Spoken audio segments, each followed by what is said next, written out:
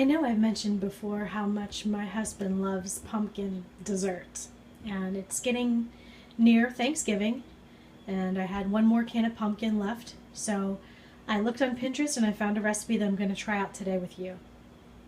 It is pumpkin cheesecake bars. So here are my ingredients. I have a cup and a half of crushed graham cracker crumbs, a third of a cup of butter, 4 packages of cream cheese, 4 eggs, a cup and a half of sugar, a cup of pumpkin, and 2 teaspoons of pumpkin pie spice. What I'm going to do is melt the butter and mix that with my graham crackers to make a nice crust. Butter is melting. I'm going to show you how I prepare my pan. I have a 13 by 9 pan that I've cut parchment paper to fit. I folded it. You can see I have crease lines there so that it fits nice and snug in there. And while I'm filling it up, I put little pieces of tape just to keep it down. I'll take the tape off before I bake it, but that really helps. Here are my graham crackers. I'm going to pour the melted butter right in the middle. And then I'm going to use a fork to stir it all around, and I'll press it down using my fingers into the bottom of the prepared pan. This is what the crust looks like. Now I'm going to use my stand mixer and beat the cream cheese and the sugar together until they're light and fluffy. Then I'm going to add 1 egg at a time and beat that till well combined. Okay, this is what I consider light and fluffy.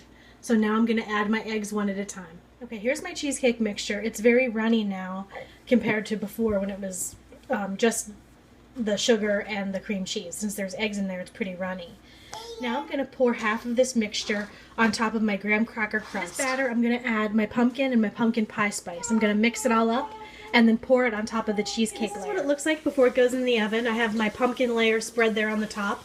I'm going to remove those tiny pieces of tape that I told you about. Then I'm going to put it in the oven at 300 degrees for 50 minutes. That's 50 minutes.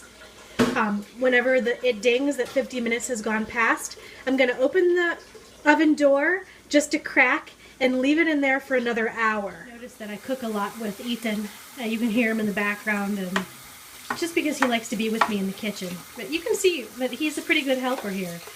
He's cleaning my KitchenAid mixing bowl. Right, Ethan? Yeah. Yeah. Well, the cheesecake's been sitting in the refrigerator for about 3 hours now. It's completely cooled, and I'm going to add my Cool Whip topping. You can see here along the side that you can distinctly see the cheesecake layer and the pumpkin layer. So I'm really excited to see what these are going to look like once they're cut. Here's the pumpkin cheesecake bar fresh from the oven. I hope you like watching me cook, and if you'd like to see more, please like, comment, and subscribe.